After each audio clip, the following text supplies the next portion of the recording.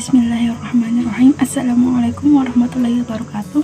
Perkenalkan, saya Ananda Maulida Putri dengan NIM G1A020006 dari Program Studi Biologi Fakultas Matematika dan Ilmu Pengetahuan Alam Universitas Mataram.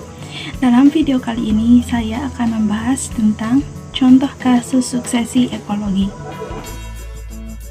Sebelum membahas lebih jauh tentang kasus suksesi, ada baiknya kita mengetahui definisi suksesi itu sendiri.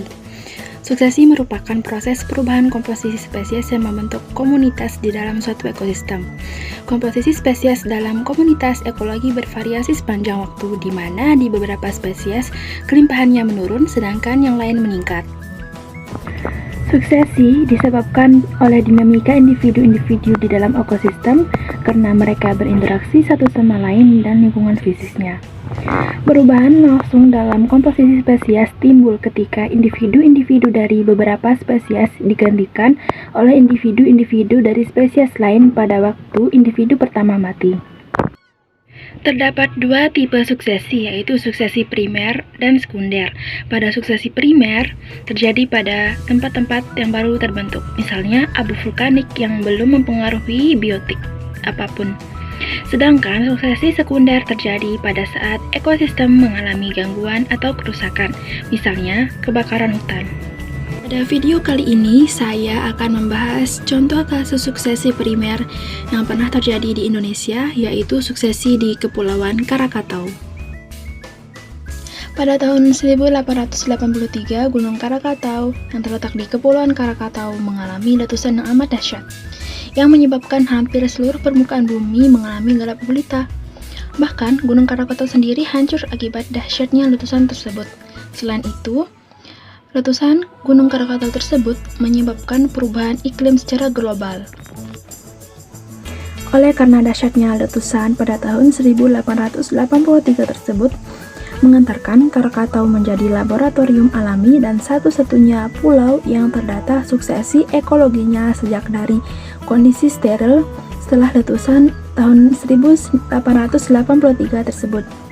Letusan yang melenyapkan segala bentuk kehidupan tersebut mengantarkan Kepulauan Krakatau menjadi tempat paling ideal untuk mempelajari tahapan pembentukan ekosistem pulau dan komunitas hutan tropis sejak awal.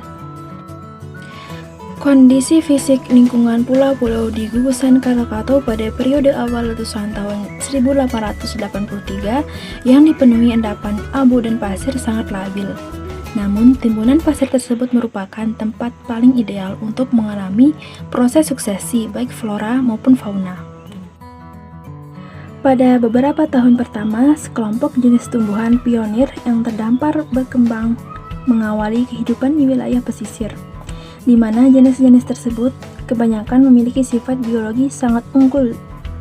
Jenis-jenis yang mampu berkembang di habitat steril itu adalah kelompok lumut, yang menimbulkan kelembaban dan memungkinkan jenis-jenis paku-pakuan untuk tumbuh setelahnya. Setelah itu, rumput-rumputan mulai tumbuh dan membentuk semak-semak. Adanya semak-semak ini memungkinkan burung untuk hinggap dan menyebarkan biji-bijian tumbuhan lain. Selain itu, terdapat pula penyebaran yang melalui air laut yang mendominasi vegetasi pantai seperti jenis cemara laut, waru laut, ketapang, dan nyampung. Dari tumbuhan-tumbuhan tersebut, perlahan tercipta tanah hutan muda yang berkelanjutan. Pada periode ini, tanaman jenis Ficus sp atau beringin yang merupakan bagian yang sangat penting bagi kehidupan fauna dan juga serangga di sekitar tumbuh dan berkembang menempati dataran rendah berumput bersama dengan tanaman hutan sekunder lainnya.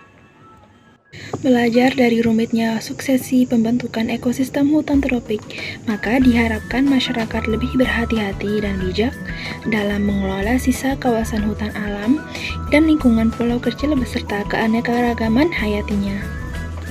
Demikian video saya kali ini tentang contoh kasus suksesi. Semoga bermanfaat bagi kita semua. Kurang lebihnya mohon maaf. Wabillahi taufiq wal hidayah. Wassalamualaikum warahmatullahi wabarakatuh.